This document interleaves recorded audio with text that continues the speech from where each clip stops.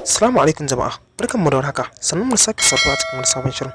Yadda muka yi da mahaifina, na nemi sarautar gargajiya Ashraf Sunusi Lami da Sunusi.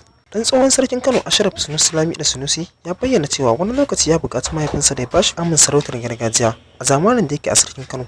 A hirar da Ashraf ya yi da BBC Hausa kai tsaye a shafinsa na Instagram, ya ce ya buƙaci hakan sai mahaifinsa ya ce masa ya je ya ci gaba da karatu. Zuwa wani lokaci za a duba buƙatarsa.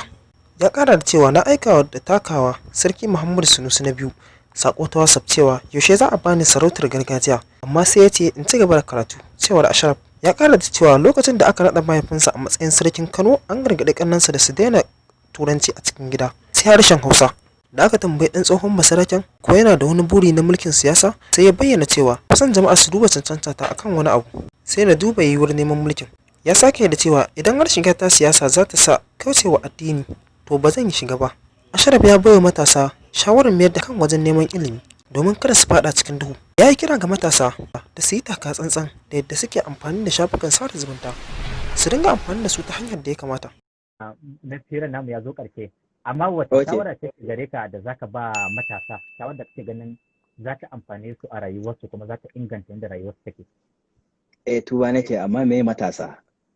Matasa su ne wato youth kenan. Youth, youth. Ai su ma same advice gaskiya, su ma dai kawai dai suna tunanin duk abin da suke. In fact ma, especially them. Su tsofaffin su sun san me ya dace. Su kusan duk gaba ɗayansu dai sun dai daɗe a duniyan nan. Na firar namu ya zo ƙarshe, amma wata shawara ce gare ka da zaka ba matasa, shawar da kake ganin za ta amfane su a rayuwarsu kuma za ta inganta yadda rayuwarsu take? Tuba nake, amma me matasa? Matasa su ne wato youth kenan. Youth, youth. Ai su ma same advice gaskiya, su ma dai kawai dai suna tunanin duk abin da suke.